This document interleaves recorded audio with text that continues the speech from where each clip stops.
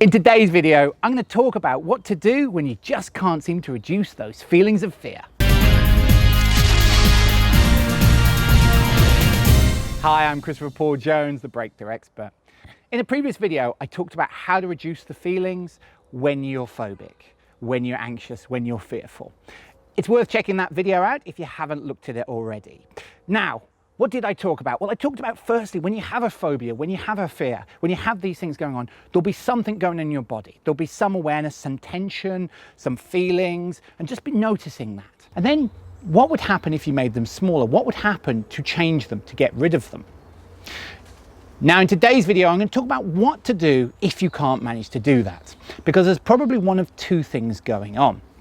So what I'd like you to do is, as before, think about that thing you're scared of, fearful of, that makes you anxious, and put your awareness on that and just imagine them getting smaller or getting them looser or changing that. Now, for most people, what that does is reduce the effects, reduce the feelings, and therefore reducing the thoughts. Now, if you can't, what I'd like you to do instead is do something that's probably counterintuitive for a lot of you. I want you to make those feelings bigger or worse. How do you make those feelings worse? Put your awareness on it, and what would you need to do to make it even more fearful, even more anxious? Now, obviously don't do it for too long because it's not that pleasant, but just put your awareness on that. Make them bigger, make them bigger. Now, for one of two things will happen. For some of you, as you try and make them bigger, they will actually get smaller. You'll really try and focus on making them worse, and they'll get less and less and less. Now, this is probably to do with something called a mismatcher pattern, where unconsciously you have to filter for difference. And for those of you who have teenagers, you'll know this. Go, oh, that tablecloth is green.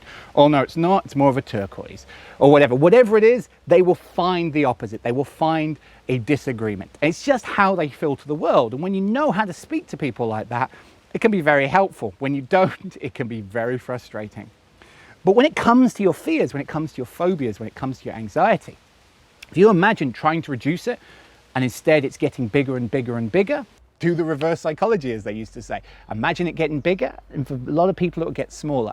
Some other people, you will be able to make them bigger. If you can make them bigger, then that's also good. Obviously, don't focus on it for too long, because it's not that pleasant to be there. But if you know how to do something one way, then you must, by its very nature, know the exact opposite. So what is the exact opposite? So what do I have to do to increase those feelings? Okay, I have to imagine them get bigger. I have to do this with my body. I have to do that. Now, do it the other way. So I would have to imagine this going smaller. I'd have to do this with my body. So practice that. Once you know how to do something one way, you know how to do the opposite. Practice at home and let me know how you get on. If you'd like further help with your fear, phobia, or anxiety, then please go to my website. You can download my kits. They're currently available for free, so don't waste any time. There should be an info button up there somewhere. And of course, remember to subscribe to my channel, and obviously click the like button and give me any comments letting me know how you get on. Until next time, I'm Christopher Paul Jones.